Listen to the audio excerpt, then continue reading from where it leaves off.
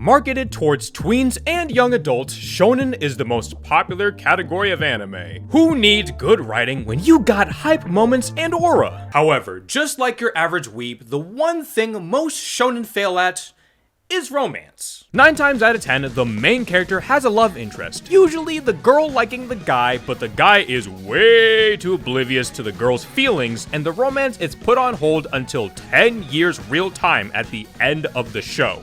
Then they bang. Now on paper, I'm cool with that. It's a story about a character who's focused on their goal and it doesn't make their whole life about getting into a relationship.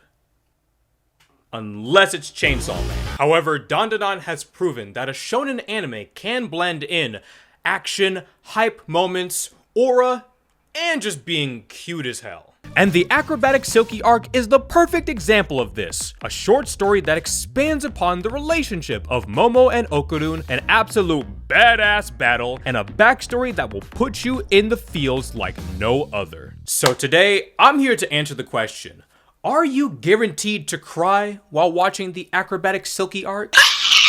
So get lunch with your sweetie pie, take some ballet classes, and tell your mom you love her as we go all out in the Acrobatic Silky arc to a kinder world.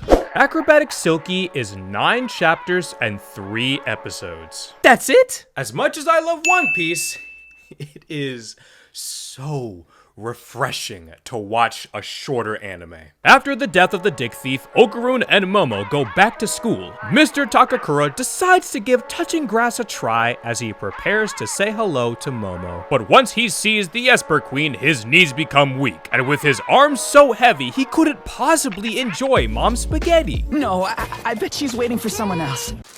Uber Eats for Miss Ayase? Here you go, thank you. Sure.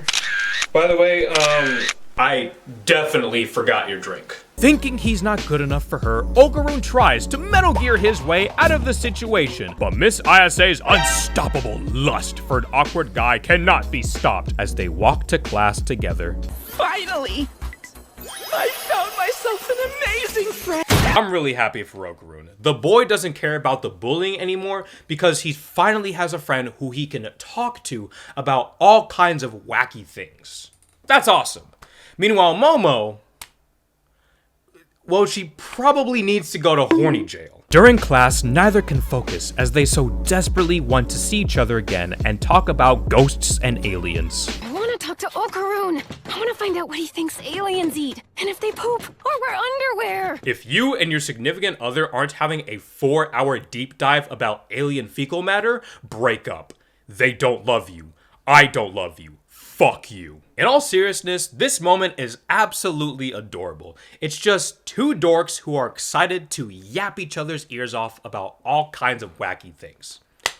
Very wholesome. And now that it's lunchtime, Momo and Okurun can see each other again, but their excitement causes them to keep missing one another. Alright, you know, this scene actually pisses me off. My guy, just turn around! I'm sorry, Miss Ayase. I'm sorry, Okurun.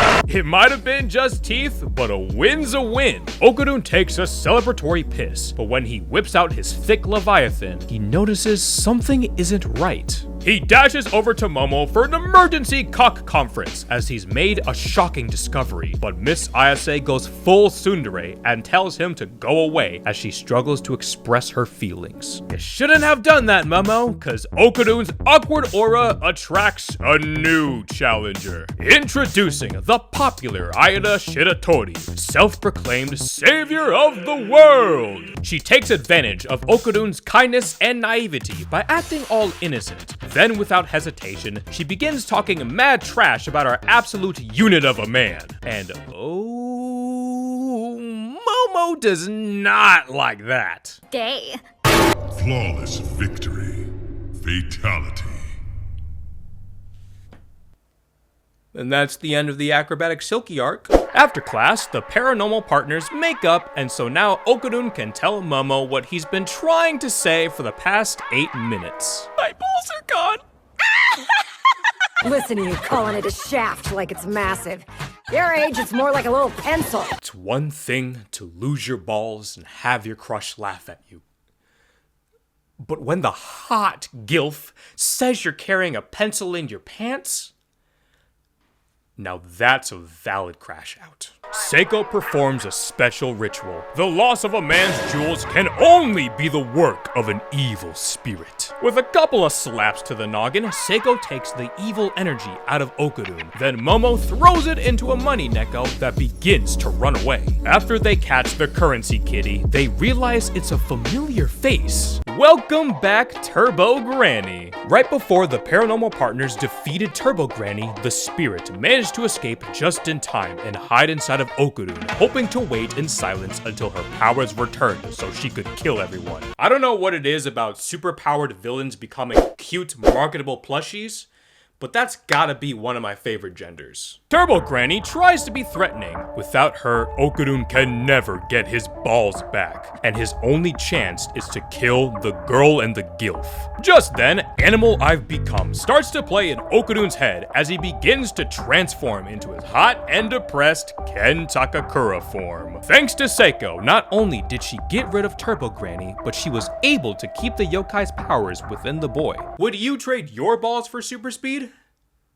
Honestly, not a bad deal. Momo makes a deal with Turbo Granny. If they can get Okarun's beanbag back, then the demon can have her powers. Granny agrees, but she lost him. Well, now it's your problem too! His balls are covered in a layer of my spiritual energy. They're 5 centimeters across and gold and shiny. Remember everyone, it is scientifically proven that a man's testicles is covered by a thick layer of 24-karat gold. Ow. Back at school, a smelly beta male bully asks Okarun if he can get Momo's Snapchat, calling her a skank who will sleep with anyone. So, you guys have done it, right? What? What the fuck? Why would you ask that? Ken Takakura, turn into a demon and traumatize this man. And mentally scar him he shall, as Okarun plays some more 3 Days Grace and becomes the personification of what every weeb in middle school thinks they're like when they get mad. Unfortunately, the Momo slander doesn't stop there, as Ida is now on a mission to ruin Momo's life after she almost broke her neck. Too bad it didn't. So in order to get back at that bitch, I started a rumor she's a slut.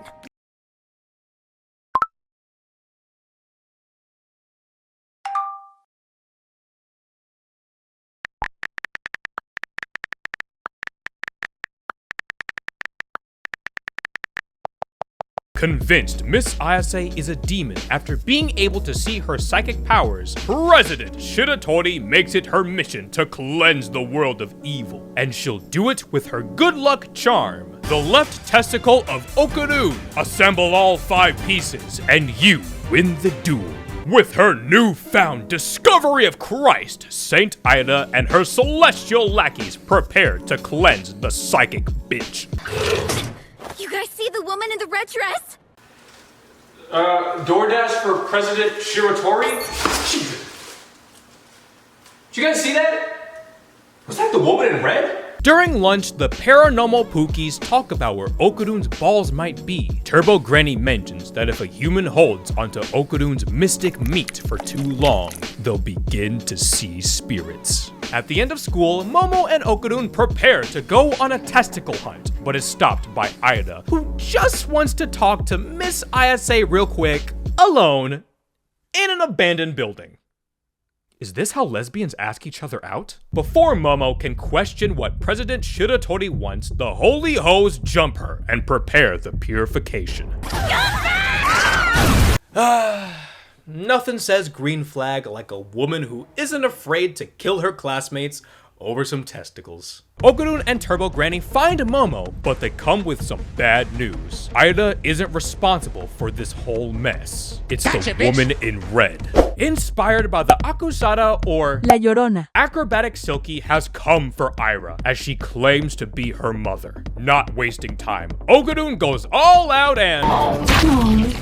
Well, shit. Acrobatic Silky tries to get Aira to recognize that she is her mother, but President Shiratori won't listen to an evil spirit, so she gets eaten too. Alright, now it's up to you, Momo. No yokai can stand up to your psychic power. Okay, so this is why the arc is only 3 episodes. It seems like Acrobatic Silky has won, but thanks to Turbo Granny's soul being trapped in a money neko, she has the ability to call upon good fortune. The cross Aira had just so happened to be a lighter and catches Silky's hair on fire. To lessen the pain, the yokai takes the kids out from her body. She might have lost a good chunk of her hair, but the fight is far from over. Are you a demon? Can't seem to pass on to the afterlife because you went through some really fucked up shit? Well then you need Shoulders and Head, the perfect simple shampoo that'll get your locks feeling just right to kill some kids. Just then, Science Sadu slaps their entire budget into the episode. Even with the combined efforts of Momo and Okudun, Acrobatic Silky's strength, flexibility, and luscious hair allows her to easily take them down. I don't know how to throw a punch or anything! I appreciate that DanDaDan doesn't make Okudun some martial arts master right out the gate just because he has powers now. Cause like, too many times in anime, you'll have a stereotypical skinny nerd who's never fought or worked out in his entire life somehow become the 3rd strongest character in the verse just because he has powers now. And then have a bunch of women falling head over heels for a bland personality. AKA every isekai ever. Silky decides enough is enough and prepares to finally defeat the paranormal partners. But with Momo in danger, Okudun goes all out and defeats the yokai. K.O. The day is saved! We might have a problem.